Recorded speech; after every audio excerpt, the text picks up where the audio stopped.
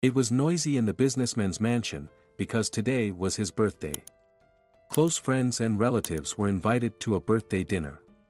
The table was full of gourmet meals and drinks. The men grilled meat in the backyard, chatting and joking, while the women relaxed on the veranda with cocktails.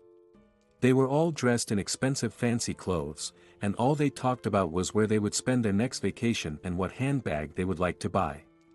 Also, the guests watched disdainfully at the businessman's young wife, Kate, who struggled to please her husband. She was very different from all those glamorous girls. Kate fussed in the kitchen, making sure that all the guests had enough drinks and appetizers, and constantly tried to help her husband. The girl was very pretty, she had green eyes, thick brown hair, and a pleasant smile. And she was frankly bored to listen to conversations about expensive fashion stores and beauty salons. It annoyed her, so she only smiled sweetly at the guests, preferring to keep a distance. But the rude and insolent Kimberly was unable to keep quiet, and began to ask stupid questions. "Kate, there's enough food on the table, we probably won't even be able to taste all these meals, so stop fussing in the kitchen and come over here, let's just talk. Why don't you tell us, did you manage to enter the university? Or are you still mopping the floor? I don't understand why you need a job like that, it doesn't bring you much money. And it's not a decent job. Don't you have enough money? After all, Michael is a very successful businessman, he has his own company. Or he doesn't give you money." Kate was shocked by such insolence, but she managed to control her emotions and tried to answer calmly, "No, unfortunately, I was not accepted to the university. The competition was too intense this year. But I will apply to medical university again next year. I want to become a psychotherapist, it's the biggest dream of my life. That's why I got a job in a neuropsychiatric private hospital. That's where I can get work experience. Do you know what a highly qualified professor works there? I'm sure you've heard of him.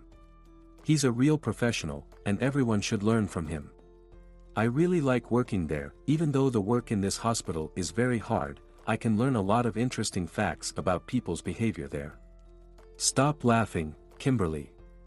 Michael doesn't deny me anything, and he gives me expensive gifts very often. Recently, he gave me gold sapphire earrings. But I don't want to live a meaningless life wasting my husband's money. I want to work, to do what I love, and help people. And Michael understands me and helps me make my dream come true." The women, who were lazily sipping their cocktails, looked at each other in surprise, and then Kimberly replied grudgingly, "Okay, enough stories about mentally ill people, it's boring. You know, Kate, I guess I'll never be able to understand people like you. Why work for a miserable salary, get up early every morning, and drive somewhere if your husband is a businessman? My husband provides everything for me, so I'm not going to work a day in my life. I'd rather love myself, travel as much as I can, spend my husband's money, and enjoy my life. Remember, Kate, a woman should just love her man, not work." Kate realized it was useless to explain anything to these lazy women, whose meaning of life included only going to the mall and beauty salons, so she decided to change the topic of conversation and waited boringly for the guests to leave. After they left, the girl started cleaning the house and her tipsy husband decided to flirt with her. "My sweet girl, you organized a wonderful party. The food was delicious, and the cake you made was a real masterpiece, it impressed everyone. Brandon even told me he wished his wife was like you. Kimberly doesn't cook anything, they order food from a restaurant all the time. Come to me, my dear, let me kiss you." Her husband tried to kiss her, but Kate felt nauseous, for she was pregnant, and the smell of alcohol made her sick to her stomach. She stepped away from her husband and said, "Michael, please, stop it. I don't feel well, my feet ache, and I feel nauseous, I'm exhausted today. Let's postpone our intimacy to another day." Her husband became indignant and angrily said, "I'm sick of it.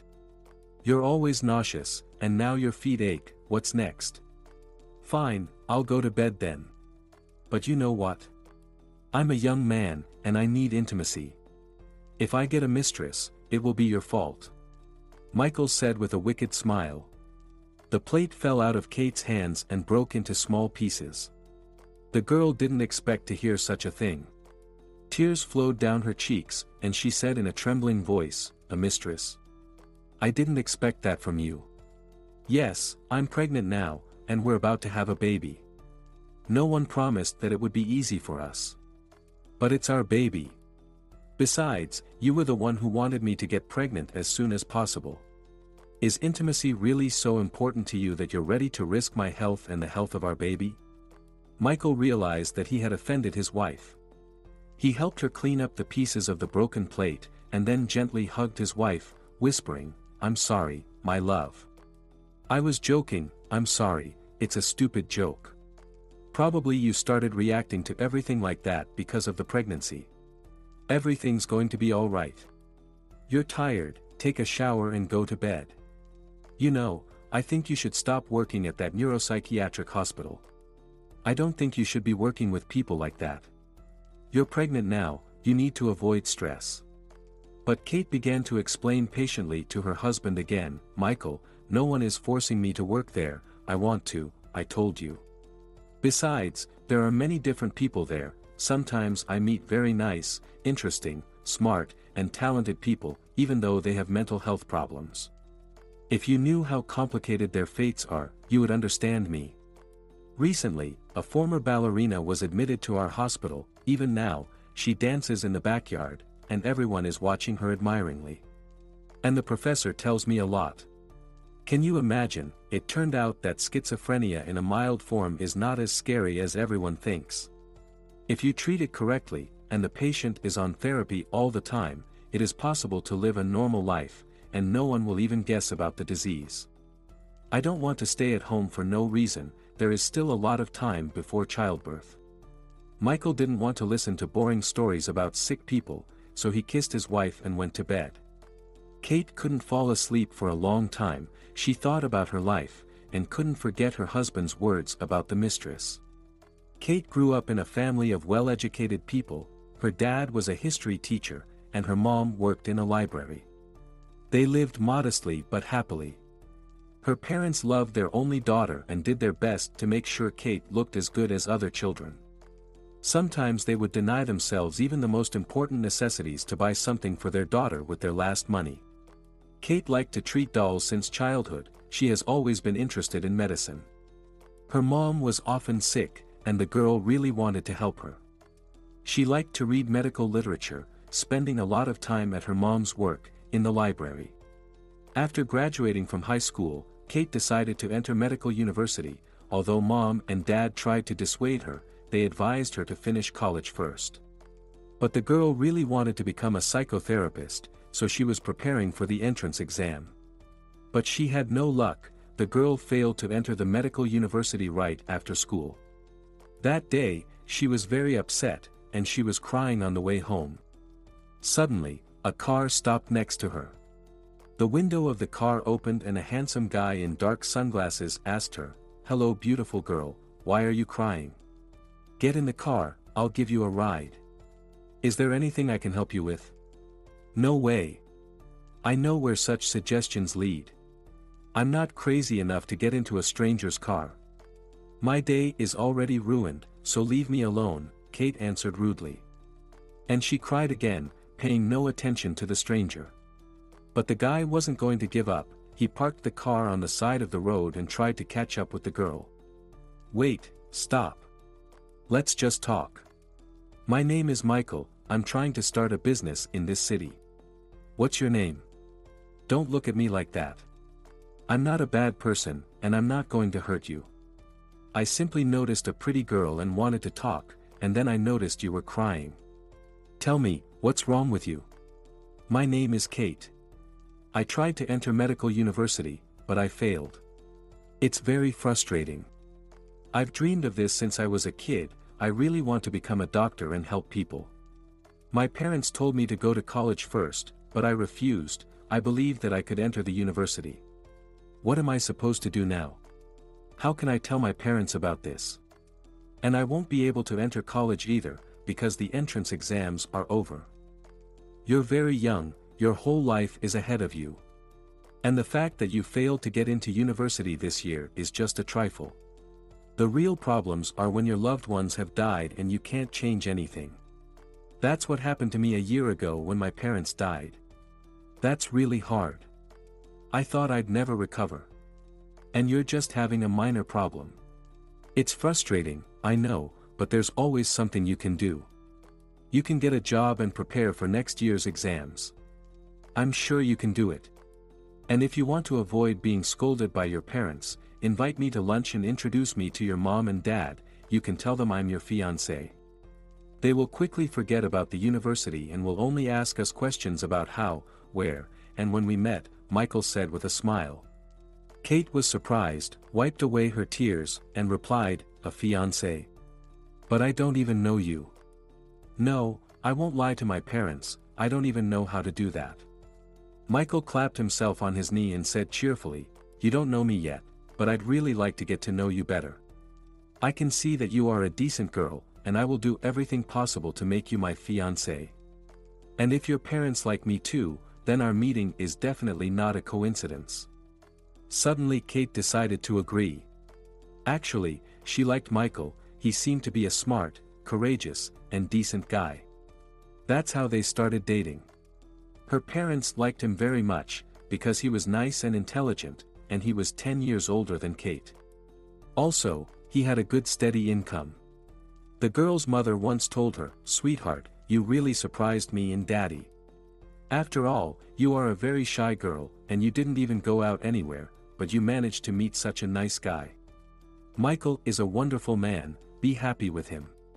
And the fact that you didn't enter medical university this year, it's not a problem. The most important thing for a girl is to get married, everything else is not so important. Kate fell in love with this man and thought she was very lucky, and all her friends envied her. Michael was both her husband and her faithful friend. He never yelled at her, never hurt her, and supported her in everything. And most importantly, he didn't mind that she was working in a neuropsychiatric hospital. However, his friends didn't understand why he chose this modest girl. Like any other girl, Kate wanted to have a baby with the man she loved. So very soon, having realized that she was pregnant, the girl happily ran to her husband, hugged him, and said, Michael, I'm pregnant, look, there are 2 stripes on the pregnancy test. We're having a baby. I'm so happy. I want to tell everyone about our happiness. Michael, why are you silent? Say something. Don't you get it? You're going to be a daddy soon. Her husband looked at her with eyes full of fear. He hugged the girl, but it was clear that the man was not happy about the news. He put Kate on his lap and told her, sounds interesting. But we weren't planning on having kids yet.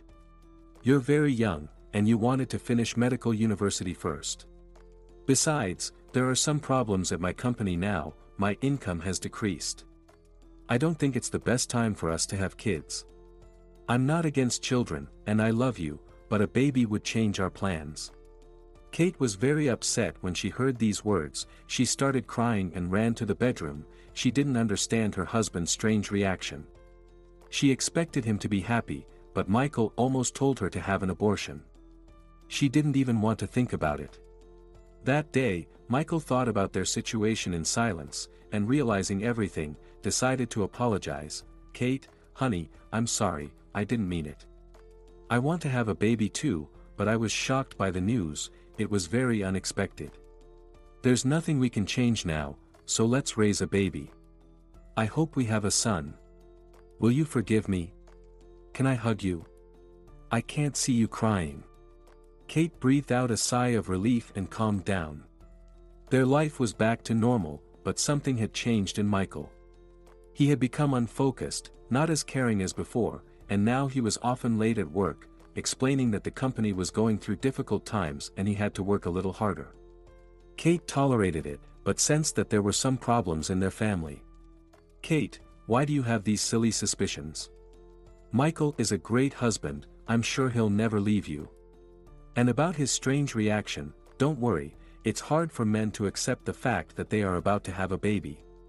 When you give birth to a cute healthy son, Michael will hold him in his arms and immediately fall in love with the baby. Try to be wise, don't quarrel with your husband, and then everything will be fine, her mother told her over the phone. The girl calmed down a little, but still she could not forget her husband's words about the mistress, because Michael had never said such things before. Kate loved her job, even though it required a lot of energy and emotional strength. The patients in the psychoneurological hospital were unusual, they had very complicated fates, and therefore, they needed special care. The head of the hospital did everything possible to ensure that the patients, despite the severity of their diagnoses, adapted to the new conditions and received proper treatment. Even drawing and molding teachers worked in this hospital. Many patients liked these classes because it was soothing and relaxing. They stored all the drawings and sculptures made by the patients in the same room. Some male patients even worked part-time, cleaning the hospital territory or doing some simple chores. This way, they felt needed. This psychoneurological hospital was a private facility, so only rich people could afford treatment there, but Kate was convinced that they had just as many problems, maybe even more than poor people. One day, a nice lady who used to be a ballerina was admitted to the hospital, and Kate immediately made friends with her. The woman had been famous in the past, the whole city admired her. When she was young, she believed that a career was the meaning of life. She really wanted to be rich and famous, so when she got pregnant, she didn't want to ruin her career and had an abortion. But the pain of losing her baby has plagued her all her life.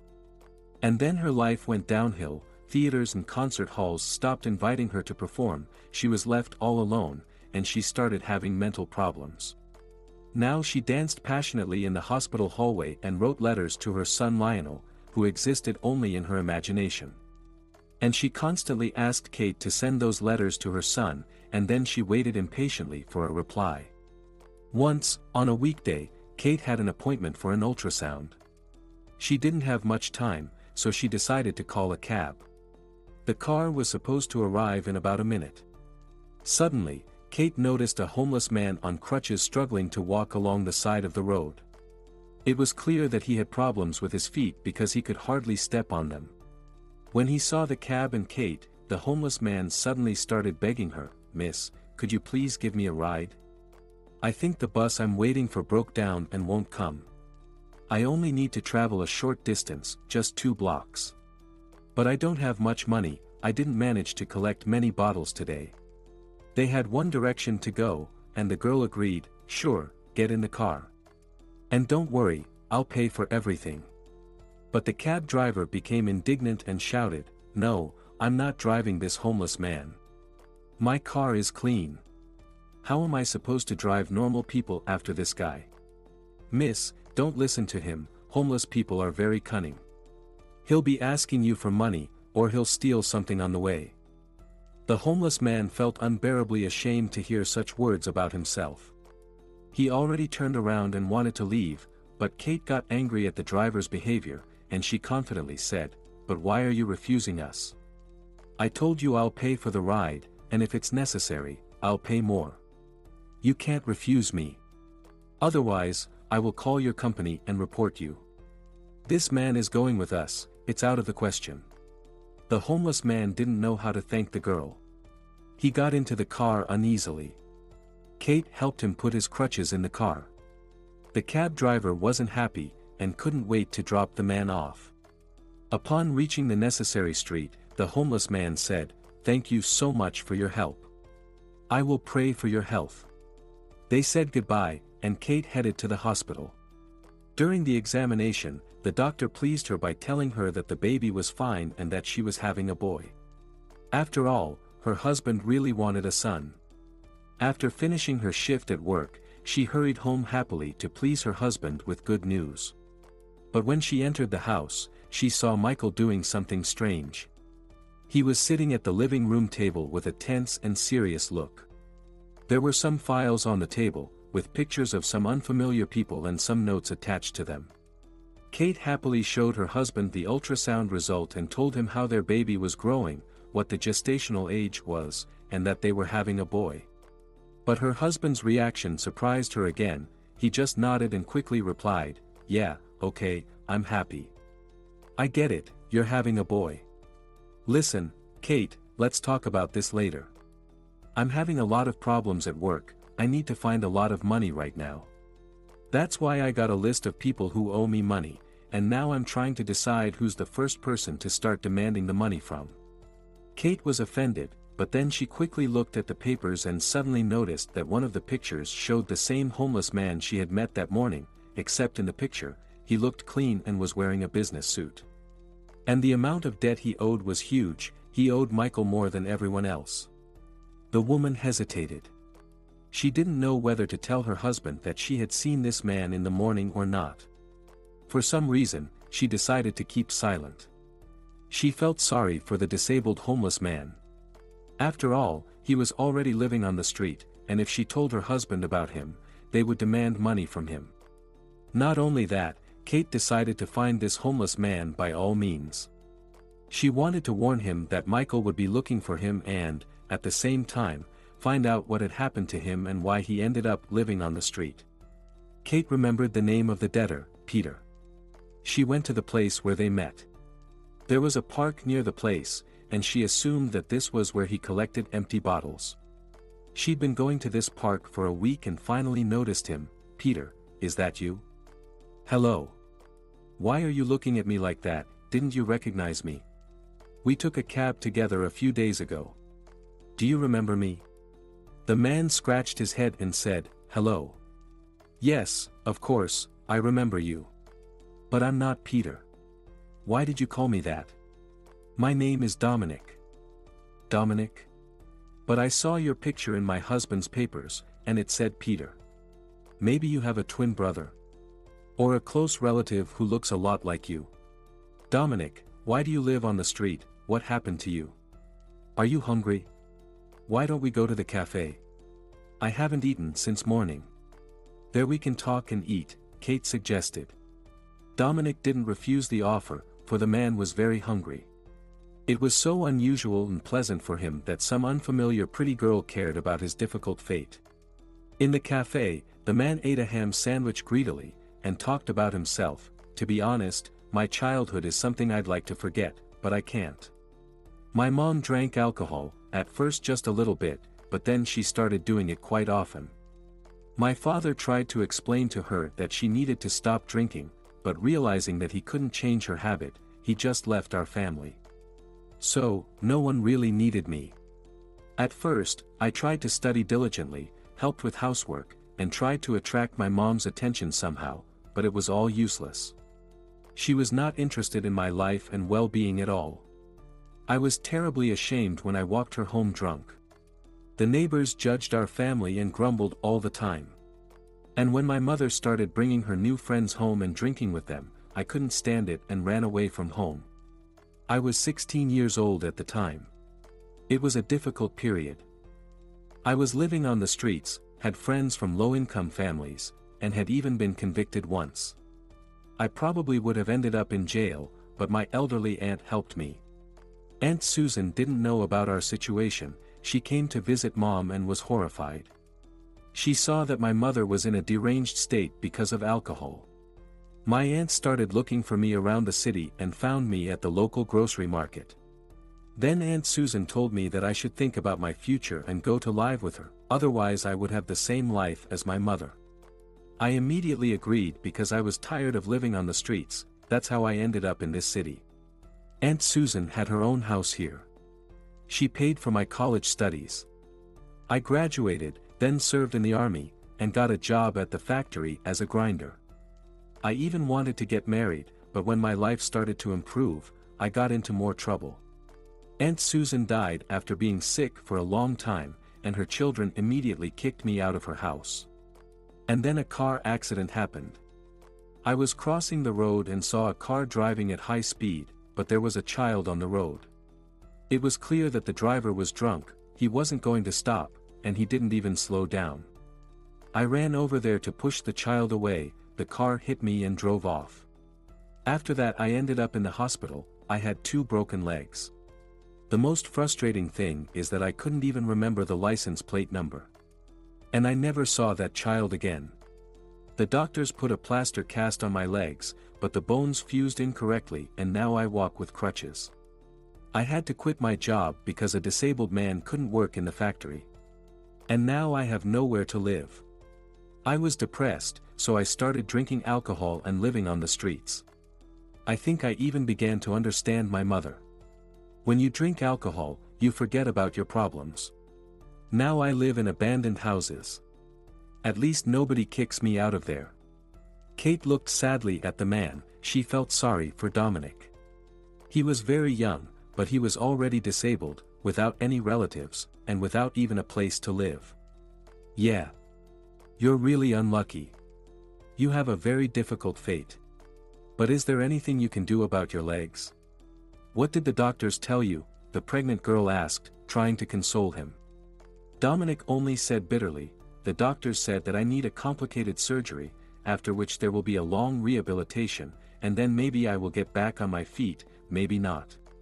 But the surgery is too expensive, I'll never be able to find that much money. But thank you for listening to me, Kate. You're the first person to ask about my life since Aunt Susan died. You know, I've told you everything about my life, and I feel a little relieved. But I can't help you in any way, I don't know the person your husband is looking for." Kate suddenly suggested, "Dominic, write your address on a napkin. I'll come and visit you sometimes, can I? As a friend. I work at a neuropsychiatric hospital, and there is a lot of delicious food left in the kitchen every evening, I'll bring you some when I can. I really want to help you, but I don't know how. But please, don't drink alcohol, it won't help you. Okay?" Tears flowed down from Dominic's eyes, for Kate reminded him of Aunt Susan, who had also taken care of him and scolded him for drinking alcohol. "I promise you I won't drink alcohol again. Come and visit me whenever you want to. I'll be happy to see you." "I still can't believe a girl like you paid attention to a disabled beggar," he replied. "But don't get me wrong, please. I'm married, pregnant, and we have a happy family. And I just want to help you out as a friend," Kate replied. At that very time, Michael was in bed with his mistress, Lucy. They were eating strawberries and drinking champagne. Lucy stroked Michael's chest and said softly, "My love, do you remember what you promised me? It's already June, but we still haven't gone on vacation to the sea. I want to sunbathe, swim, and listen to the sound of the waves, to spend this vacation together with you." "Sweetie, I want that too. But Kate is pregnant, it happened so unexpectedly. I can't leave her right now, you have to understand me," Michael replied with a heavy sigh. Lucy got angry and started grumbling, "Well, of course, your wife will always be the most important woman to you, and I will always be just your mistress. You never intended to leave your wife, right? Well, go to your stupid Kate, and don't come to me ever again." Michael didn't know what to say to Lucy, because he wasn't going to divorce his wife. Life with Kate was very comfortable, she cooked delicious food every day, the house was always tidy, and she never argued or asked unnecessary questions. But Lucy had a completely different personality, it was difficult to discuss anything with her because she immediately began to quarrel. But Lucy gave him emotions that he lacked with Kate. So he didn't want to lose Lucy either. "Why do you say that?" "Lucy, I love you and I can't live without you, you know that. Be patient, when Kate gives birth to a baby, you and I will definitely go to the sea. By the way, you wanted a gold bracelet, didn't you? Choose the bracelet you want, and I'll pay for it," the man suggested, trying to resolve the conflict. Hearing about the expensive jewelry, Lucy calmed down, tenderly embraced her lover, and began to kiss him passionately. Michael didn't understand why he was cheating on his wife. He had really fallen in love with Kate when they met, she was a naive, young, and attractive girl. And now, his married life was comfortable, but he wanted more passion. Lucy got a job at his company and immediately charmed him. She had gorgeous red hair and an attractive body. Michael immediately noticed this beauty in a short dress. One day, when all the employees already left the office, Lucy entered Michael's office, put a report on his desk, and began to slowly unbutton her blouse, looking at him playfully. Their affair was very passionate, Michael felt new emotions every day. But after every intimacy with Lucy, he thought about Kate, felt guilty, and hurried home. And now, Michael didn't know what to do, because he really wanted to go on vacation with Lucy, but Kate's pregnancy changed his plans. The man was completely satisfied with his life with Kate and regular meetings with Lucy, but a baby was definitely not part of his plans. Returning home, Kate saw that her husband was not there yet. The girl decided to take advantage of the moment and took out the folder with Peter's photo. She looked at the photo and realized it wasn't Dominic, but this man looked a lot like him. She was actually happy about that because it meant that Dominic had told her the truth. From that day on, Kate began to visit the homeless man sometimes. She brought him food, toiletries, and some clothes. The man was happy when she visited him. But each time they talked on a bench in the yard, under a big tree. The man was ashamed to show Kate where he lived, because there was not even a table or a bed inside the abandoned house. One day Kate showed Dominic a photo of her husband on her phone and said proudly, "Here, this is Michael. He's a wonderful husband who loves me very much and takes care of me. But lately, he has been very tired at work, sometimes he even spends the night at the office. He says he is having problems in his business. That's why Michael decided to ask all those people to pay back the debts, he really needs the money. And we are also expecting a baby boy, I am so happy about it." Dominic was surprised and suddenly said, Kate, is that your husband?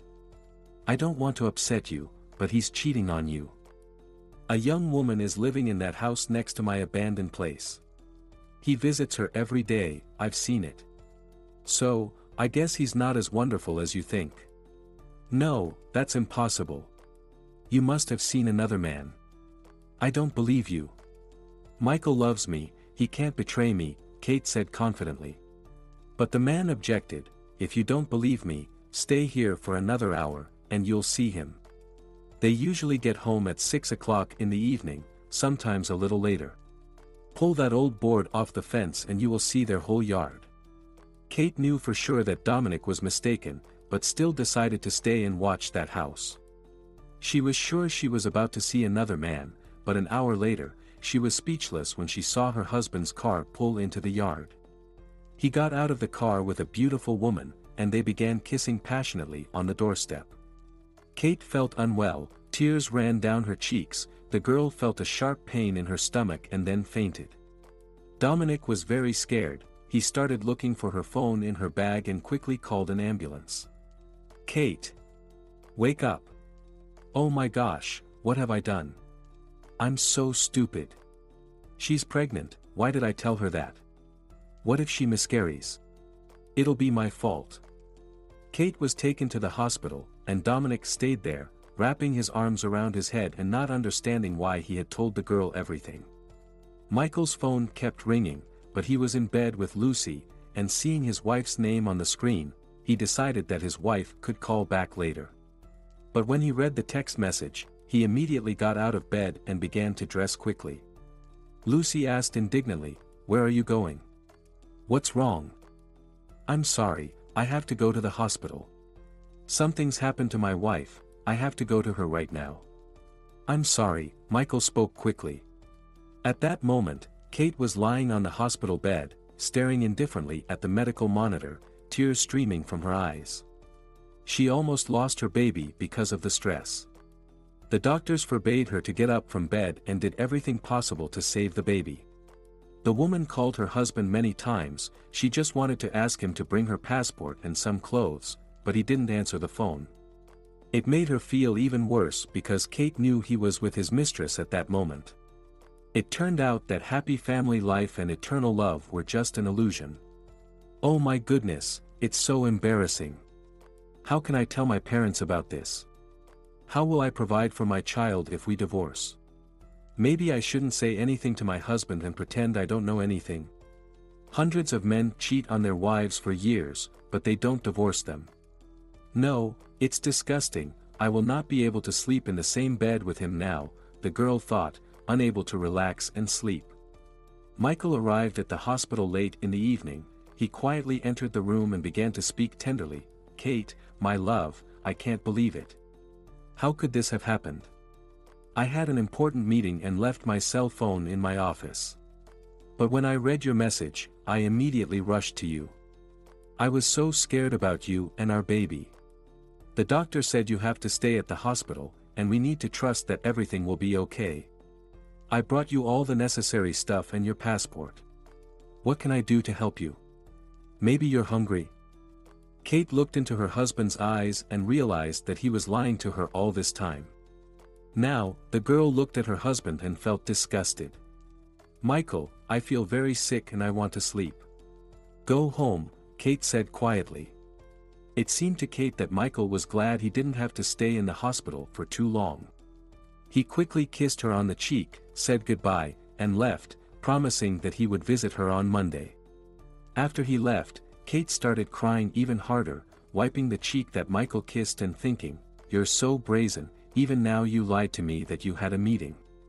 No, I definitely cannot live with him, now I need to recover, to understand how and where to live, and then I will divorce him. And my baby is not guilty of anything. I will bring up my baby on my own." The days Kate spent in the hospital seemed like an eternity. Her parents visited Kate, and even Dominic came a few times, but her husband came only once. He only called sometimes, said he was busy at work, quickly asked how she was doing, and then disconnected. The doctors saved the baby and told her to avoid stress. She didn't tell Michael that she was being discharged from the hospital, but instead called her mom, "Mom, can Daddy pick me up from the hospital tomorrow? Also, I don't want to go to Michael's house. I'd like to stay with you for a while." Mom got nervous and arrived at the hospital within half an hour. Kate told her everything about Dominic, Michael, and his cheating. "I didn't expect such a behavior from your husband. You were so happy. I don't understand why he decided to cheat on you. I know that you're going through a hard time now. But I don't think you should file for divorce yet. Maybe things will get better. It's going to be tough for you to raise a child on your own. And if you don't divorce him, the baby will have a father," Natalie told her sadly. "No Mom, I can't live like that. I look at Michael and it disgusts me. I don't want to live deceiving myself and I can't forgive him for this betrayal. I'm going to get a divorce," Kate said stubbornly. "Kate, you almost had a miscarriage, and divorce is even more stressful. The doctor told you to avoid stress," Mom said anxiously. But then Dad started talking, clenching his fists. "You're right, daughter, I lived with your mother for many years, and we had both happy moments and quarrels, but I never even thought about cheating. Your pregnancy didn't stop Michael from cheating, it means he doesn't love you. He'll keep cheating on you, and you'll suffer. So move in with us, you're not alone, we can get through this together. And I'll talk to that jerk myself. I'll explain everything to him, so he won't bother you again. I'll pick up your belongings from Michael's house next week. Don't worry. Just think about the baby and relax. I'm really looking forward to having a grandson." Hearing those words, Kate calmed down, hugged her parents, and said, "Thank you for understanding and supporting me, it means a lot to me. You have always been an example of what a real family should be. I also dreamed of living my whole life with Michael, but it seems like fate has other plans." Dominic was walking from the market to his abandoned house when a luxury car pulled up. A man who looked a lot like Dominic got out of it and said, "Hello friend. Do you want to make a lot of money? You don't have to do anything. You just have to lie with your eyes closed for about an hour, and that's it. Why are you offering me this job? Where do I have to lie down?" "I don't understand anything," Dominic asked in surprise. The stranger put the homeless man in the car and began to explain, "Look at me, do you see that we look like twins? I couldn't believe my eyes when I saw you. I owe some bad people a lot of money, and now they're looking for me everywhere. So, your job is to lie in my coffin at the cemetery, we will take a picture of you and put the coffin in the ground. And then they'll pick you up, and you'll go home. I need everyone to believe that I'm dead. And I'll pay you $5,000 for that. Why can't you lie in the coffin yourself?" "To be honest, I don't really feel like doing that, I'm a little scared," Dominic asked in confusion. "Don't ask too many questions. If you don't want to help me, get out of my car. I'll find someone else who will get my money." "So do you agree or not?" the stranger said grudgingly. The man really needed money, for he had nowhere to live and was starving. Even though he realized that it was a very strange offer, he replied, "I agree. When and where shall I come? I hope you won't kill me." The stranger laughed loudly and replied, "Don't worry, I don't need to kill you. Here is the address of the cemetery, I will be waiting for you." That day, Dominic was very nervous. Everything was already prepared at the cemetery: a beautiful coffin, the ceremonial wreath with farewell inscriptions, and a plate with Peter's name on it. Two men shouted to Dominic, "Hey, come here. Lie down in the coffin, close your eyes, and lie there quietly. But put on this suit first." They won't believe that Peter was buried in such rags. Dominic got even more nervous. He slowly went to a large tree and began to change into the black suit, and suddenly heard what one of the men was saying, "What are you waiting for? The boss told us to kill him. The photos will look better that way. We can even record a video. Hurry up, go and kill him." Dominic felt sick. It turned out that nobody was going to pay him. Peter needs a real funeral. The man tried to run away, but he had no chance to escape on crutches. They quickly caught up with him, knocked him to the ground, and started beating him. He tried to fight back with his crutch, and noticed a huge dog digging up the ground on someone's grave. The dog's eyes were sad, it was obvious that he was grieving for his master. The dog heard the noise, raised his head, and looked at Dominic intently. "Please, help," the man shouted breathlessly. "Shut up, no one will help you. Luckily, you're disabled." The bastards who were trying to kill Dominic were unstoppable. They were beating the homeless man so hard that Dominic thought he was about to pass out. But then a dog ran up to them and started biting the bastards, barking loudly. They were not expecting the dog, so one of them screamed in pain, trying to pull his hand out of the dog's mouth, and the other man quickly ran away from the cemetery. Fortunately, there were women nearby who had come to visit someone's grave. They called the police. The dog didn't let go of one of the bandits. He opened his mouth only when police officers arrived at the cemetery. The policemen began to ask what had happened there. Dominic told them everything, even though he was covered in blood. He also stroked the dog and said reverently, "Thank you, doggo. You saved my life. Now I have to take care of you. What's your name?" "His name is Archie. His owner was in the military and died a month ago. They were inseparable. After the guy died, his relatives tried to take the dog to their house, but the dog didn't want to leave the cemetery. Archie ran away from there and settled in the cemetery. He lies on the grave all the time, howling and crying. I've never seen dogs cry before. He hardly eats anything and only drinks water. Archie has lost a lot of weight now, but he used to be a very beautiful dog before. You know, I think that if he rescued you, then he will obey you. Don't leave him. When you get better, come back for him," the cemetery employee said. Dominic hugged the dog and promised, "I won't leave you, Archie. Wait for me here. I'll come back for you. Now we'll be together, you and me." After that, Dominic was taken to the hospital, and the dog went slowly to his master's grave. The man felt so lonely in the hospital, he wanted to call Kate and tell her everything, but he didn't want to bother her, for she had her own problems to worry about. Besides, Dominic realized that she didn't need him. After all, he was just a disabled homeless man. Dominic really liked Kate, but he tried not to think about her, realizing that he had no chance. Kate had a strange feeling that day, so she decided to visit Dominic after her shift, to ask how he was doing, and she also wanted to tell him her news. The girl felt so peaceful with him, she wanted to see that man more often. Surprisingly, the abandoned house was empty. But she found a note on the windowsill. There was the address of the cemetery and the number of the grave. The girl was frightened, realizing that something had happened to Dominic. Kate immediately went to this cemetery, and there, the cemetery employee told her everything. The woman found out which hospital Dominic was taken to, and she also went to the police station and told the investigator everything she knew about her husband's debtor. Dominic was very excited when Kate walked into the hospital room. He noticed that the girl had become even more beautiful during her pregnancy. Her blushing chubby cheeks and big belly made her look very cute.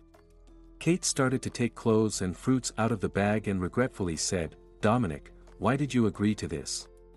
The cemetery employee told me everything. Peter is a very dangerous man, I told you. It was a very reckless decision. What if the dog hadn't saved you? Do you realize that you could have been killed in the cemetery and buried instead of Peter? And why didn't you call me when you got to the hospital? I thought you and I were friends, but you forgot about me." Dominic quickly got out of bed but immediately lay down. He felt a terrible pain in his ribs that didn't allow him to stand on his feet. The man started to make excuses. "Kate, don't say that. You've become the closest person to me. I realize it was stupid to accept Peter's offer.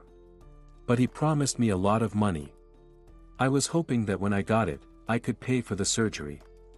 I really want to get back on my feet and get a job. Yeah, if Archie hadn't saved me, I'd have been killed. You know, I can't leave that dog in the cemetery now, he saved my life. Except where am I supposed to take him, and where am I supposed to get food?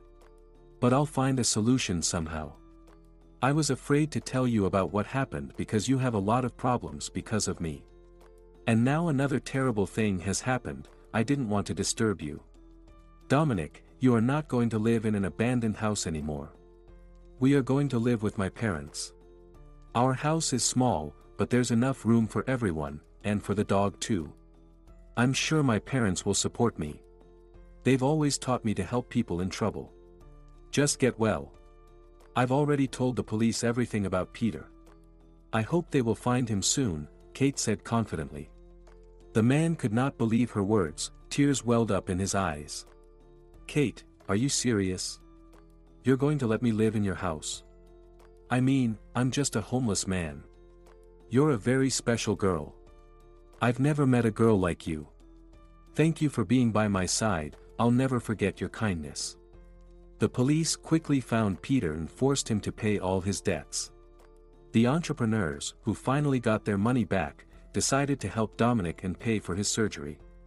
The surgery was successful, and after 2 months, the man was able to walk without crutches, leaning on a cane.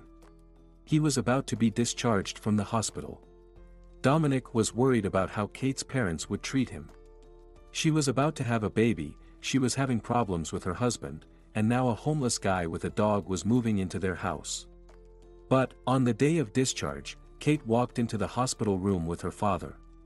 Stephen looked at Dominic and said, "Nice to meet you, Dominic. We've come to pick you up. And then we will go to the cemetery. We wanted to pick the dog up a month ago, but Archie refused to go with us. He's still lying on his master's grave. I've never seen such loyalty. Maybe you can convince him. Thank you for your help, I have never met such kind and sympathetic people before. But don't think badly about me, I'm homeless now, but I'll find a job and help you with household chores," Dominic said hastily. Stephen smiled and replied, "Calm down, Dominic. We are not rich, but we can share food with you. Also, we have a small outbuilding, you can live there. And I've already made a big doghouse for Archie. We can't leave him in a cemetery. Everything will be fine, just remember that you're not alone now." Kate and her father stayed in the car, and Dominic limped to the grave where the dog was. Seeing the skinny dog, he called out cheerfully, "Archie, my friend, hello. I've come back for you, remember what I promised you? Come here, I want to give you a hug. You've lost a lot of weight. I know you're suffering without your master, but you can't get him back. You have to move on, and I want to help you. Do you trust me?" The dog looked at Dominic intently as if he understood what the human was saying. He slowly got up from the grave, walked over to the man uneasily due to exhaustion, and licked his hand. It was unbelievable, but they both were crying. Kate couldn't hold back her emotions either, and tears streamed down her cheeks. All the way home, Dominic cuddled the dog, heard how anxiously his heart was beating, and comforted him, stroking his back. Michael didn't realize that he no longer had a family until Kate's father came to get her belongings and told the businessman everything. "Michael, I was sure you were a decent man, and I didn't expect you to do this to my daughter. Kate is pregnant, and you're spending time with your mistress. Keep doing what you're doing, but forget about my daughter. You've already made your choice. You don't have a family anymore, and you don't even have a son. He doesn't need a father like that. Don't show up in our lives ever again." Michael tried to justify himself. "Wait, at least let me talk to my wife. You're right, I was wrong, but it happens in many families. You're a man, you have to understand me. I swear I will never cheat on Kate again. I don't have anything else to say to you. Kate doesn't want to see you. She will file for divorce herself. I'll help her raise my grandson. And you can live with your mistress since you didn't want a family." Michael's house seemed empty without Kate. No one greeted him with sweet laughter, no one cooked him delicious dinner, and it was so lonely at night. He wanted to hug his wife and kiss her, but she was no longer there. But Lucy was happy that they were divorcing, and when Dominic got his money back from Peter, she immediately insisted on going to the sea. "Honey, why are you so sad? Aren't you happy that we're together now? I hope you don't regret getting divorced. You can't even imagine how happy I am. Now we'll be sunbathing on the beach, drinking cocktails, and swimming in the sea. Come here, I'll kiss you." Dominic didn't understand what was happening. Not so long ago he couldn't live a day without Lucy, and family life seemed unbearably boring to him. But now her kisses didn't please him at all. He felt lonely. Kate helped Dominic to organize the outbuilding, and now it was clean and cozy. The dog didn't leave his side, lying faithfully at his feet, and finally began to eat a little. And most importantly, Archie didn't flinch or whimper in his sleep anymore. At first, Kate's mom wasn't happy that some homeless guy was going to live with them.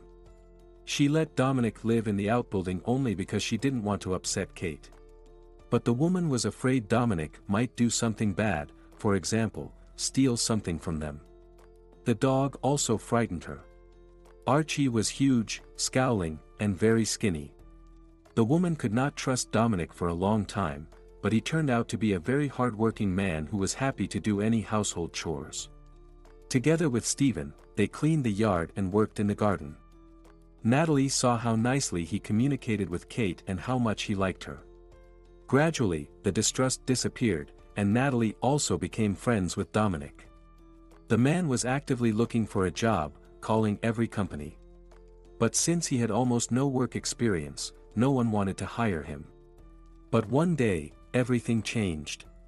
One of the businessmen, who also got his money back thanks to Dominic's testimony, came and said, "Dominic, I have an offer for you. I know that you used to be an excellent grinder. I need a good one at my factory. Why don't you work for me? I promise you a good salary. I just really want to help you. I didn't think I would get my money back, but you helped me." Dominic accepted this offer without hesitation and began to work the next day. He took his new job very responsibly. Of course, at first, it was difficult for him to stick to the schedule and to understand the specifics of production, but soon, he became one of the factory's best employees. Also, he made friends with the whole team. The man no longer felt like a person who lived at the expense of other people. He bought groceries for the whole family, pleased Kate with goodies, and brought meat and toys for Archie. And when an ambulance took Kate to the maternity hospital, the man was very nervous. He paced back and forth in the hospital corridor and waited for good news. On the discharge day, Kate was overjoyed. Dominic and her parents came to pick her up. The man was proudly holding the baby and smiling sincerely. "You have a wonderful baby boy. We look forward to seeing you at our hospital again when you have your second baby," the nurse said. At home, the table was set to celebrate the birth of their grandson. Dominic made up his mind, stood up, and confidently said, "Kate, we don't know each other that long, but you have become the dearest person to me, and you have changed my life. You helped me in the most difficult moment. Thanks to you I am no longer homeless, and now I have a motivation to live. I want you to know that you are not just a friend to me. I love you, and I want to marry you." I'm ready to raise and love Max like my own son. Yes, I am not rich, and I don't even have my own house, but I promise that I will work very hard for the sake of our family. I will never hurt you or betray you. And I will always be there for you no matter what happens." Kate, hearing these words, could not say anything. Natalie was shocked, rocking her grandson in her arms. Only Stephen shook Dominic's hand and said, "I don't mind if you get married. I can see that you are a decent man. So if my daughter says yes, I'll be glad." Kate thought about it for a while and said yes, even though she was a little afraid of a new relationship after her husband's betrayal. But she felt that Dominic was nothing like Michael. "Yes, I agree," she replied. They registered their marriage and decided not to move out of her parents' house, because there was enough room for everyone, and Kate's parents helped to take care of the baby.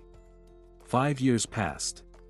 Following her mother's advice, Kate finished medical college, and now she worked as a head nurse in the same neuropsychiatric hospital. She still loved her job and cherished all the patients. And at home, everyone liked to listen to her stories about her patients and their fates. Max was a clever boy, but he was often sick.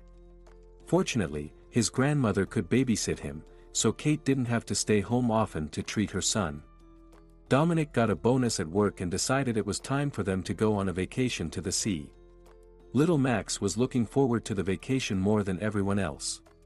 When they finally arrived at the resort, Kate and Dominic couldn't get Max out of the water. "Max, get out of the sea. You're shivering." "Dominic, tell him to get out of the water, he doesn't listen to anyone but his father." Dominic went into the water, picked up the child, and carried him to the shore, explaining to the boy, "Max, you and I are men, so let's not upset Mommy. I will wrap you in a towel to keep you warm. Do you want me to get you something to eat?" Kate walked up to a kiosk on the beach where a vendor was inviting vacationing people to buy something from him. "Good afternoon. Can we get 2 sandwiches, a hot dog for my son, and 3 scoops of ice cream, please?" Kate said. The vendor in an old crumpled t-shirt froze in place and looked at Kate in surprise as if he wanted to tell her something. But the girl quickly paid for the food and said to her husband, "Darling, can you put some sunscreen on my back? It's really hot today, I'm afraid I'm going to get a sunburn." Dominic began to gently massage Kate's back, rubbing in the sunscreen. Max spoke hurriedly while eating a hot dog. "Dad, when I was snorkeling in the sea, I saw a real crab. Why don't we catch it together tomorrow? I'm afraid to touch it with my hands alone." Dominic and Kate laughed. He hugged the child and promised, "Why not? After all, we're real hunters." And that vendor just kept looking at the happy family, wiping tears from his cheeks. It was Michael.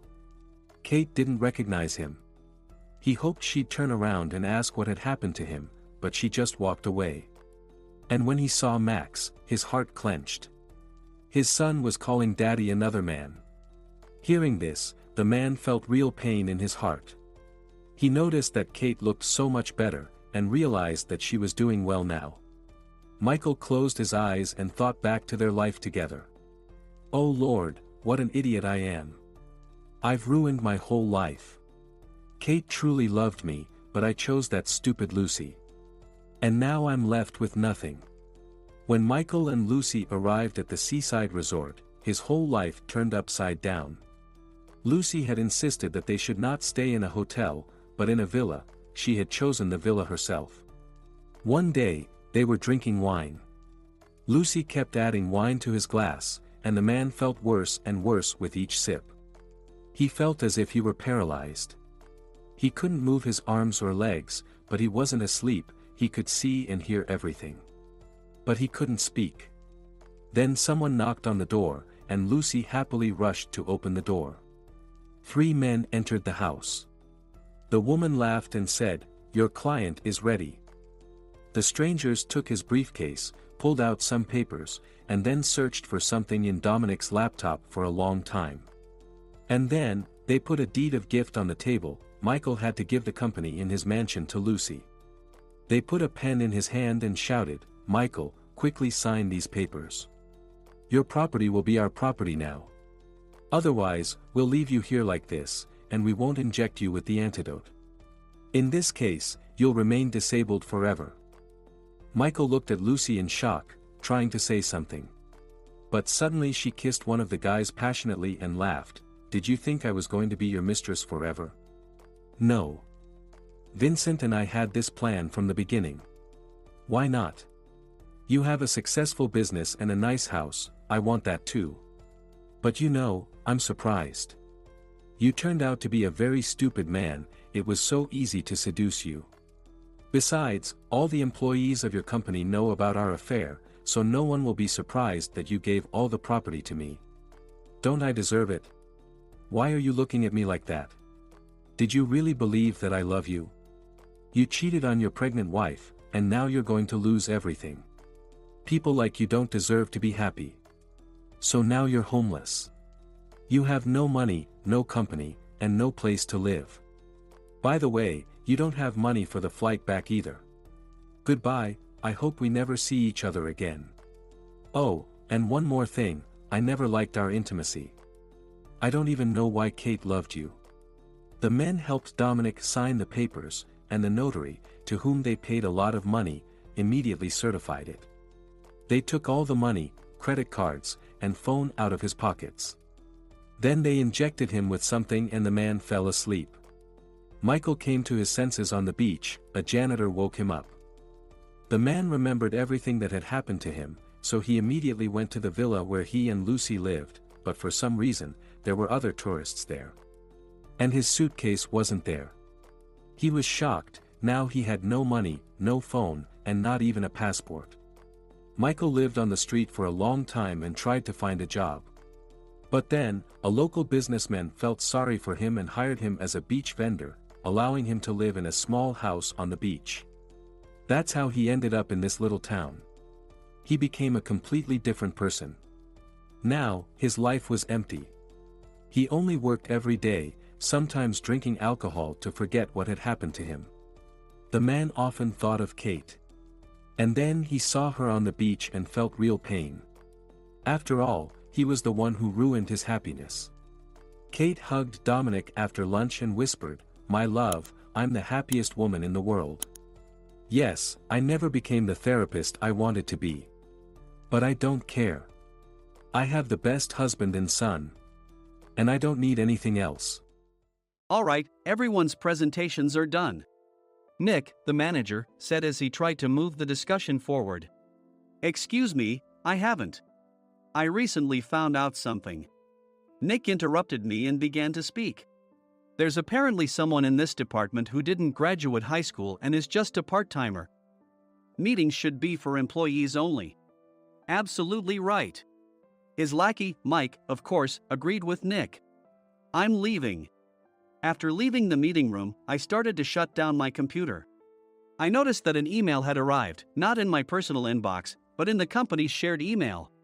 Thinking, there's no point in speaking up, no one will listen, I went home quietly. The next day, I heard a commotion from Nick's desk. He was staring at his computer screen, his face pale. "Nick, is something wrong?" Mike looked at the screen with him. And he turned even paler than Nick. Why is he so angry? Knowing the reason for Mike's distress, I thought to myself, serves them right. My name is Adam. My mother passed away when I was in the 9th grade, and I was raised by my father. Well, you could hardly call it being raised. After my mother passed, my father changed. He drowned his sorrows in alcohol, and though he still went to work, he squandered our living expenses on horse racing. Because of that, I had to start working part-time as soon as I entered high school. Every month, I went to the convenience store with bills in hand that couldn't be auto-deducted from my father's account. Even though I endured it because I didn't want to be alone, I reached my limit in my 2nd year of high school and dropped out. I found a live-in job at a distant inn. Thank you for everything. The day I left home, my father, still staring at the TV, spoke. Take care. That was our last conversation. Back then, 18 wasn't the age of majority, so I needed my father's permission to work, and I couldn't hide my place of employment. Yet, my father never visited me even once. I kept working just to survive, and before I knew it, I was 42. Years of hard work paid off, and I was transferred to the headquarters. I was thrilled to be recognized by the company, as I thought I'd be working in the field until retirement due to my lack of formal education. Listen up. Our work can change the future of our employees. Don't drag us down. On my first day after the transfer, Nick, dressed in an expensive suit, spoke sternly. There was a reason for this. Our inn was located in a prominent tourist destination, known so well that everyone in the state could sing its commercial jingle. At its peak, we had 5 locations within the state. But that was long ago.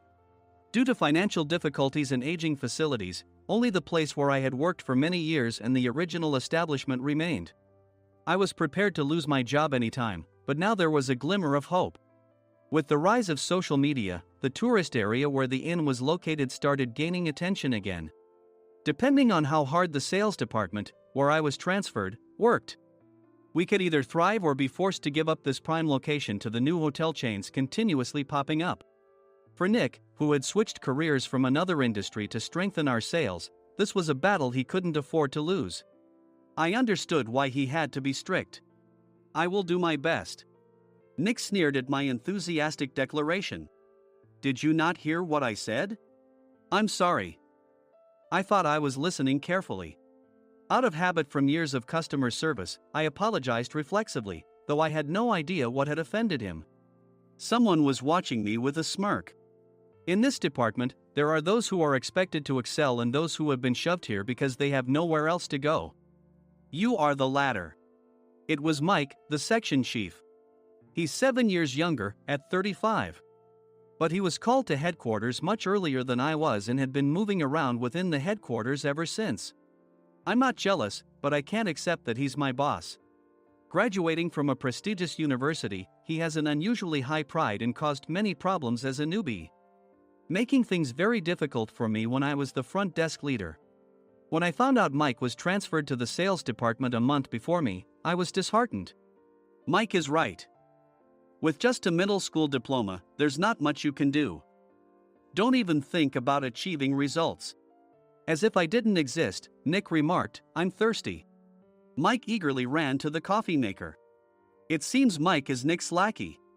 I regretted being happy about my transfer to headquarters, wishing I had stayed on site forever.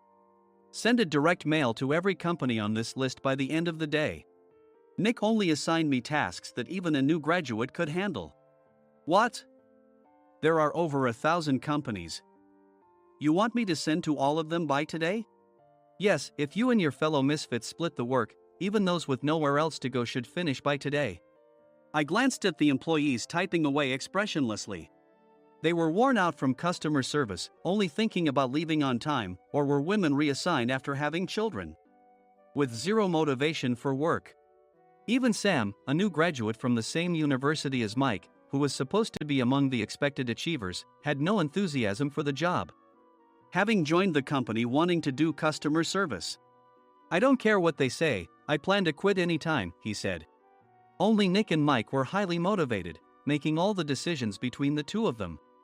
I originally only wanted to work at the inn to survive and had no particular attachment to this job.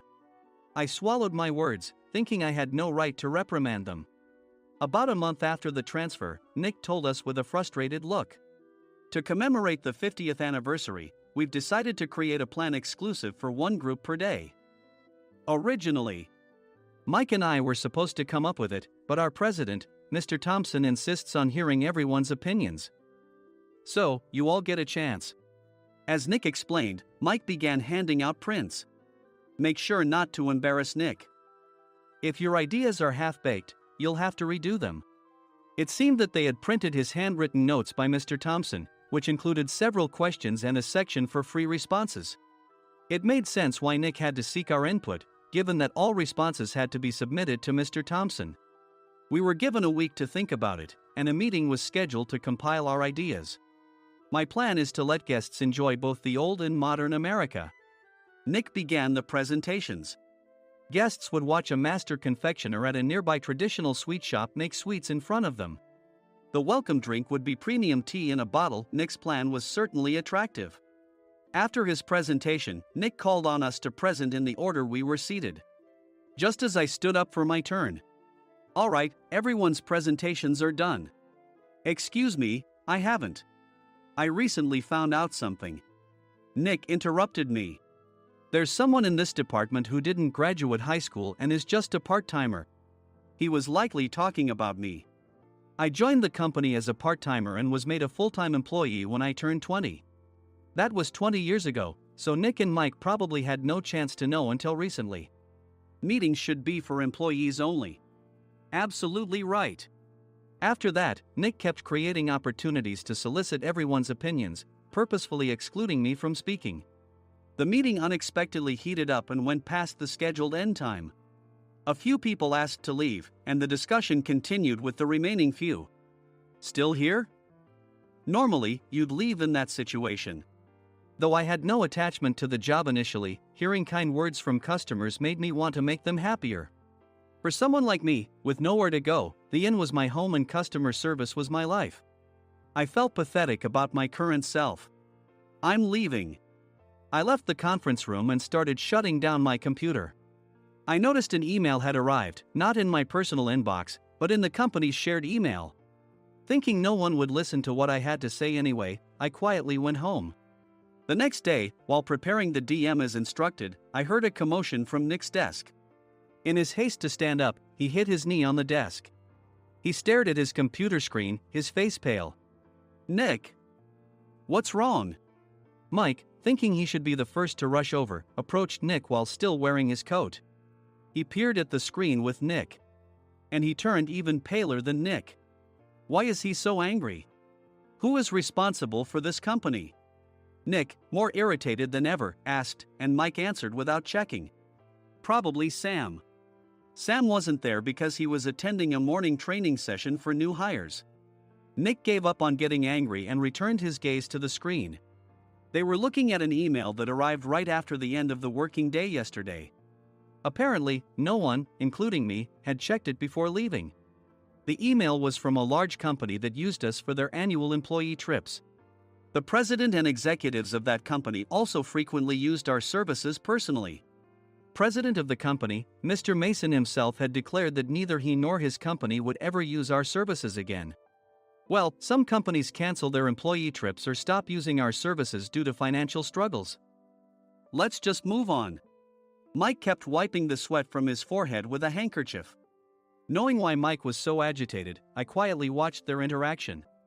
Do you know how much revenue we get from that company? We can find other guests to fill the rooms, but we'll lose the banquet costs, gift shop revenue, rental car fees, and more. Moreover, the gifts were supposed to be prepared by the traditional confectionery shop involved in Nick's proposed plan. If it's known that we incurred such a huge loss at this critical time, Nick's position in the company would be jeopardized. Nick took a deep breath, seemingly trying to calm himself. All right, Mike.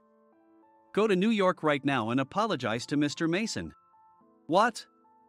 You're coming with me, right? I have urgent work to do. I trust you, which is why I'm entrusting this to you. Please. Mike, believing Nick's sincerity, agreed with a determined look on his face, saying, yes. That's Nick for you. Even if Mike went to apologize, Nick would shift all the blame onto him if the client didn't change their mind. Well, it was Mike's fault to begin with, so it served him right. About 3 hours later, Sam answered a call from somewhere and repeatedly apologized, saying, I'm very sorry. Everyone watched to see what was happening. After ending the call, he informed Nick with a weary tone. When Mike arrived at the client's company, he only made things worse, further infuriating Mr. Mason. He was demanding, get his boss here immediately. It was no wonder Sam was exhausted, dealing with such a call right after returning from training. What is that idiot doing? All right, Adam, you're coming with me. If sacrificing Mike didn't work, then I must be next. Normally, I'd want to refuse at all costs, but I saw an opportunity in this situation. If I can be of assistance, I'd be happy to join you. I obediently followed Nick, and we flew to New York. When we introduced ourselves at the reception, it became clear how serious the situation was. As the receptionist personally escorted us to the president's office. Angry voices leaked through the door, making both Nick and me uneasy. Excuse me. I'm Nick, the supervisor. I understand my subordinate has caused you trouble, and I deeply apologize. Nick, with his experience in the corporate world, knew enough to offer an apology before excuses. However, his customer service skills left much to be desired. I sighed as I saw Mike trembling like a small dog in the corner of the room. "What kind of training are you giving your subordinates?" Mr. Mason glared at Nick with a red face. The intensity of his gaze made even Nick take a step back. Regrettably, I joined this company only 2 years ago and was unaware of Mike's issues. I should have identified his shortcomings sooner. Indeed, I should have realized sooner. No sensible person would come to apologize and then give a lengthy presentation on the drawbacks of not using their in. Nick froze, his mouth slightly open. Suspecting the worst, I picked up the documents that had fallen to the floor.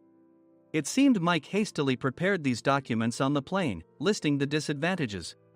Disadvantage 1: if you change the venue for the company trip, employees might suspect it's for cost-cutting reasons, leading to a negative impression. Reading it aloud half-jokingly, Nick snatched the papers from my hand and checked the contents with a furious expression.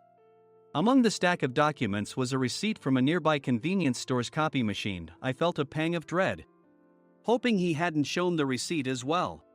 What do you think he said when I asked what kind of nerve he had to do this? "I'm very sorry." Faced with the dire situation, Nick must have thought there was nothing left to do but apologize. In a voice smaller than I'd ever heard from him, he uttered words of apology. He said, "I'm a Harvard graduate. I don't believe I said anything wrong." "Mike, what have you done?" Forgetting his plan to pin the blame on Mike, Nick yelled loudly, even in front of Mr. Mason. "I didn't do anything wrong." "You're still saying that? Look at him." Mike pointed at me with a shaking hand. "I was assigned to headquarters in my 20s and now I'm a section chief. This guy only made it to headquarters at 42. Everything I've done proves I was right. So why are we losing the contract?" Having said his piece, Mike collapsed to the floor. "Of course. You were sent there because you had nowhere else to go." Mike never expected to hear such words from someone he looked down upon. He lunged at me, and Nick hurriedly stepped in to stop him. "Mr. Thompson told me Mike is a quick thinker, and to take good care of him." There's no way he was pushed aside. "Don't make things worse here. He didn't say quick thinker, he said only quick-witted, didn't he?" I don't remember that part." I recalled the many troubles Mike caused when he was a newbie. When Mike was on the front line, his pride was so high that he never apologized to customers. Customer service, especially in our job, doesn't work alone. It brings both good and bad situations. If the front staff or housekeepers made mistakes, or the cleaning company didn't properly clean a room, one had to apologize to the customers regardless of personal fault. Mike, in such situations, would never apologize, insisting he wasn't at fault. This often angered customers, and as the front desk leader, I frequently had to apologize on his behalf. He caused complaints and disrupted operations, which is why he was quickly moved to headquarters.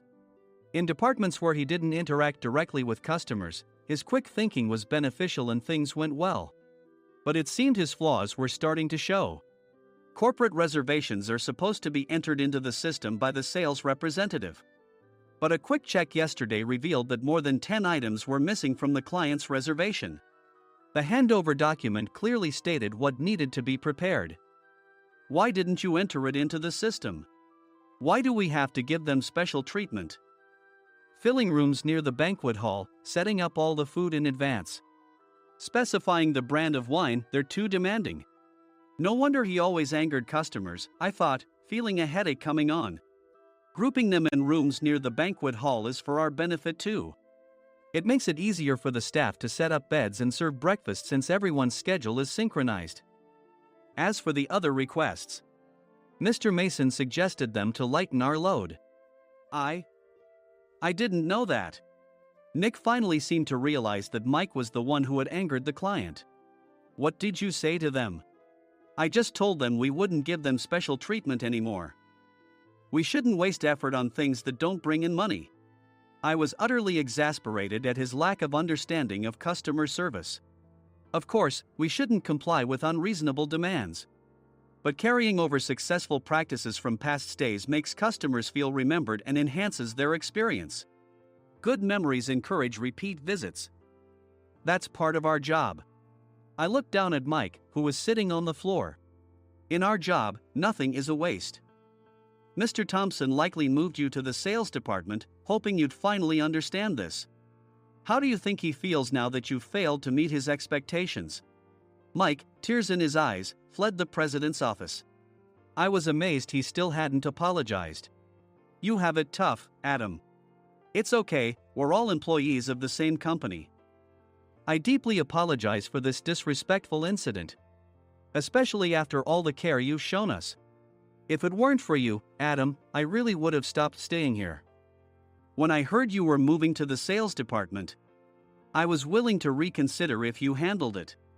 Seeing us talk so amicably, Nick's face contorted.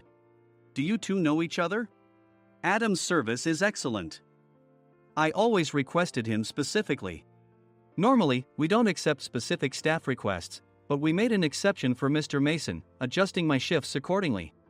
He had personally stayed at our hotel just before my transfer, and during casual conversation, I mentioned, I'm moving to the sales department soon. If I hadn't told him then, things could have been much worse. Please continue to take care of us. I look forward to it. On the return flight, Nick awkwardly offered me a can of beer. It's still working hours. Of course, I had no intention of forgiving him for a single beer. Nick might try to pin everything on Mike and avoid any consequences. While pondering this, a startling fact came to light. Nick, the tea bottles for the plan have arrived. I handed Nick a bottle labeled with our inn's name. They look good. What are you talking about? These are plastic bottles. I had assumed we would use the trendy, high-end bottling tea. But what arrived were ordinary plastic bottles of tea with customized labels.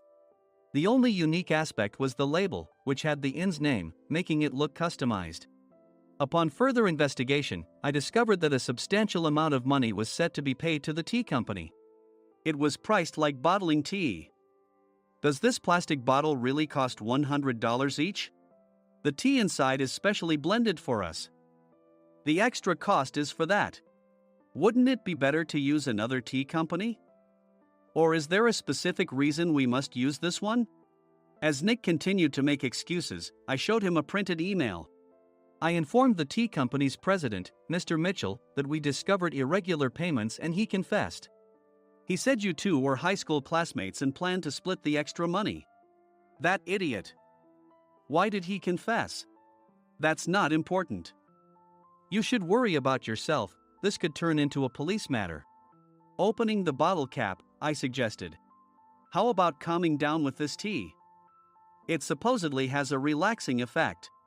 Nick drank the tea frantically. In the following days, decisions were made about their fates. Mike was reassigned to the General Affairs Department, with no chance of transfer or promotion, as per Mr. Thompson's orders. As for Nick, since the payment to the tea company hadn't yet been made, he narrowly avoided legal trouble. Instead, he was encouraged to leave the company, and to avoid further complications, Nick submitted his resignation. Rumor has it that connections between HR departments have made it difficult for him to find new employment. Even though it was good to have those two gone, something unexpected happened in the sales department. Everyone became motivated and united in refining the 50th anniversary plan. In the end, my plan was adopted. We collaborated with the Tourist Information Center to provide personalized guides. The plan, tailored to the number of guests, was truly special for the 50th anniversary. Hey, is Adam's family coming to stay? I immediately booked that special plan for my family. Sam noticed it on the reservation list and quickly picked up on it. Yes, I'm inviting my father. That's great. I might invite my parents too. I lacked the courage to face my father just as Adam. But here, with the confidence Mr. Mason praised, I felt ready. The 50th anniversary plan was a perfect opportunity to reconnect with my father. I hoped to bring back the days when we could laugh together as we once did.